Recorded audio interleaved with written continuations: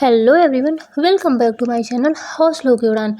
तो आज मेरे दिन की शुरुआत तो सुबह 7 बजे से हुई थी, लेकिन मैं इससे पहले बता दूं मैंने फ्राइडे नाइट चैलेंज लिया हुआ था।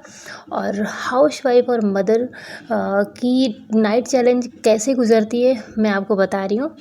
मैंने सोचा था ना कि बेटू सो जाएंगे 10:30, पहले कोई प्लानिंग नहीं थी। फिर ये हुआ कि हस्बैंड की भी सैटरडे को ऑफ रहता है और पापा जी का भी ऑफ रहता है, तो मैंने सोचा कि फ्राइडे का बेस्ट डे है।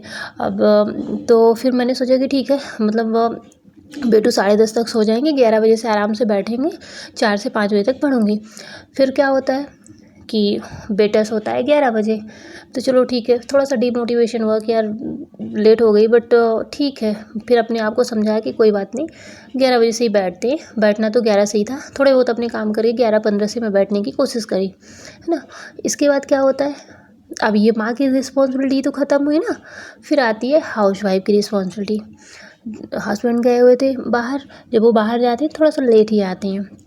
वो आए, उनके लिए थाली वगैरह लगाना, तो मतलब हमेशा नहीं लगाती हूँ, लेकिन हाँ ये है कि जब जग रही हूँ तो फिर ये रहता है कि हाँ कर दो, है ना। तो फिर उनके लिए थाली वगैरह लगाई, बज गए मतलब 11:30, 11:40, है ना।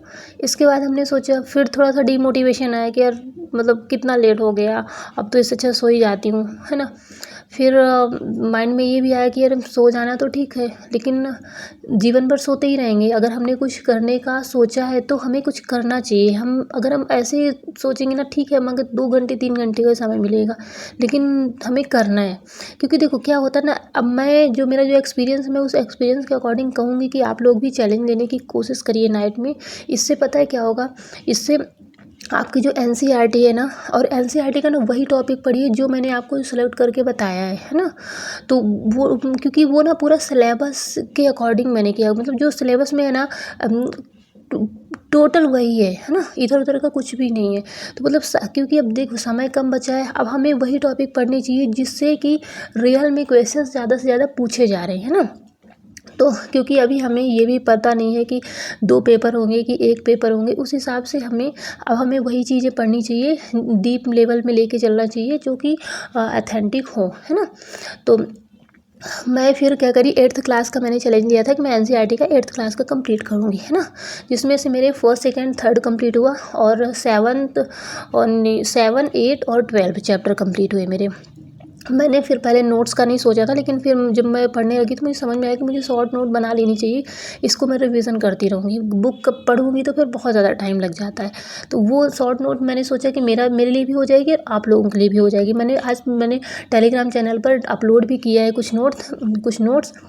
आप प्लीज़ देखिएगा, ज्योति डियर, प्रतिमा डियर, आप लोगों को जिसको मतलब जो लोग भी मेरे से जुड़े हुए हैं, जिनको भी ऐसा लगता है कि हाँ थोड़ी बहुत हेल्प मिल सकती है, हेल्प चाहिए, तो आप ज़रूर देखिएगा। पीडीएफ फॉर्म में मैंने डाउनलोड करके पीडीएफ फॉर्म में मैंने प्रोवाइड किया है। आप देखिएगा, आप अपने हिसाब से बना लीजिएगा। मैं ये नहीं कहूँगी कि आप उसी से पढ़िए, हाँ, लेकिन थोड़ा सा रास्ता आपको मिल जाएगा। आप जिस तरीके से भी पढ़ना चाहें कर सकती हैं, है ना। तो फिर हाँ आगे चलते, फिर मैंने क्या किया, ठीक है 11:40 पे बैठी। फिर इसके बाद अब माँ की रिस्पॉन्सिबिलिटी ख़त्म हुई थी, फिर हाउसवाइफ की रिस्पॉन्सिबिलिटी ख़त्म हुई, फिर से माँ की रिस्पॉन्सिबिलिटी आ गई, बेटा जग गया। मतलब आप सोचो, ये करते करते मैं 1 बजे मुझे टाइम मिला। फिर मैंने जिद में आ गई कि मैं अब तो पढ़ के ही रहूँगी चाहे कुछ भी हो।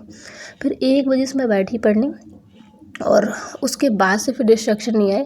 पर मैं ये बता रही हूँ कि एक हाउसवाइफ और एक मदर की जो इस नाइट स्टडी चैलेंज होता है ना, वो भी कितने स्ट्रगल से होता है ना। कितने ज़्यादा बैरियर आते हैं, लेकिन हाँ अगर आप इन बैरियर से डरोगे नहीं ना, इनको अपनी स्ट्रेंथ बना लोगे, तो सच बता रही हूँ बहुत कुछ कमाल का होता है। और रियल में ना मुझे बहुत अच्छा लगा। मैं 4:30 बजे तक कंटिन्यूसली पढ़ती रही। इसके बाद फिर मुझे लगा कि मुझे रेस्ट करना चाहिए। फिर नींद नहीं आ रही तो आधे घंटे और पढ़ा, मतलब कि मैंने आपको 3.5 घंटे का समय दिखाया। उसके बाद मैं फिर आधे घंटे और मैं 5 बजे तक पढ़ी। मैं 4 घंटे की मेरी स्टडी बहुत ही अच्छे से हुई, विथ नोट्स, शॉर्ट नोट्स मैंने बनाकर कंप्लीट किए मेरे।